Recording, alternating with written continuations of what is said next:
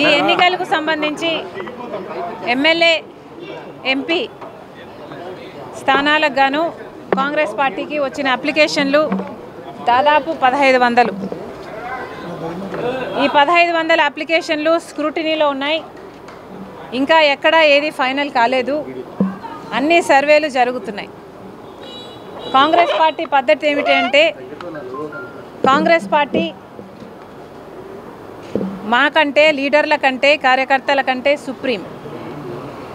Congress party ఆదేశిస్తే ఎవరైనా ఎక్కడి నుంచైనా ఎప్పుడైనా ఏ స్థాయిలో ఉన్న లీడర్ అయినా దేనికైనా పోటీకైనా త్యాగానికైనా సిద్ధంగా ఉండాలి. ఇది కాంగ్రెస్ పార్టీ క్రమశిక్షణ. కాంగ్రెస్ పార్టీ కార్యకర్తలుగా, కాంగ్రెస్ పార్టీ సైనికులుగా, కాంగ్రెస్ పార్టీ నాయకులుగా, కాంగ్రెస్ పార్టీకి చెందిన ప్రతి ఒక్క కుటుంబ సభ్యుడు దీనికి రెడీ. నేను అతీతం కాదు.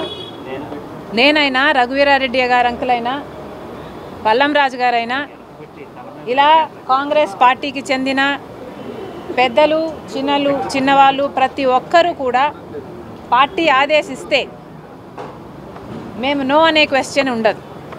అది కాంగ్రెస్ పార్టీ కార్యకర్తల సైనికుల క్రమశిక్షణ.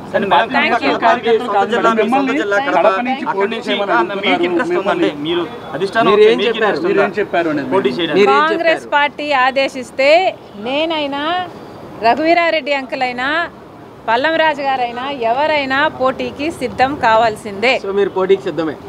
కాంగ్రెస్ పార్టీ ఆదేశిస్తే ఎవరైనా పోటీకి సిద్ధమే. మాలో కాంగ్రెస్ పార్టీ కుటుంబంలో ఉన్న ఎవరైనా సిద్ధమే. మేడం సజ్జల గారు కామెంట్ చేశారు మన రేవంత్ రెడ్డి చేసిన వ్యాఖ్యల మీద. రేవంత్ రెడ్డి కానీ షర్మిల కానీ పగటి కళ్ళకు అంటున్నారు, రాత్రి కళ్ళకు అంటున్నారు. అవి నిజమయ్యే కళ్ళ కాదని ఒక కామెంట్ చేశారు. ముఖ్యమంత్రి గురించి మీరు ముఖ్యమంత్రి సజ్జల గారు సమాధానం చెప్పాల్సింది రాష్ట్రంలోని సమస్యల గురించి.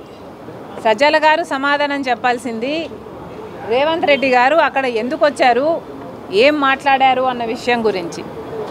మేము ఏ కలలు కంటున్నామో పక్కన పెట్టండి.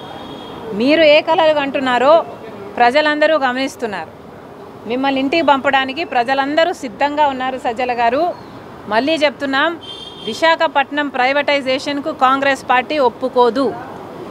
కాంగ్రెస్ పార్టీ ఈరోజు విశాఖపట్నం కోసమైనా, ప్రత్యేక హోదా కోసమైనా, పోలవరం కోసమైనా, రాజధాని కోసమైనా, కడప స్టీల్ ఫ్యాక్టరీ కోసమైనా, ఇలా ఏపీ రీఆర్గనైజేషన్ యాక్ట్లో ఉన్న ఆంధ్ర రాష్ట్రానికి చెందిన హక్కులన్నిటి కోసం కొట్లాడుతున్న ఏకైక పార్టీ కాంగ్రెస్ పార్టీ. ఈరోజు సజ్జల గారిని అడుగుతున్నాము. అవినాష్ రెడ్డి గారు జగన్మోహన్ రెడ్డి గారి సొంత కజిను.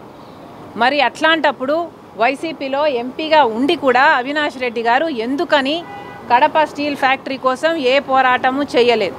ఇంతవరకు కడప స్టీల్ ఫ్యాక్టరీ ఎందుకు రాలేదో ముందు సజ్జల గారు, అవినాష్ రెడ్డి గారు, జగన్మోహన్ రెడ్డి గారు సమాధానం చెప్పాలి.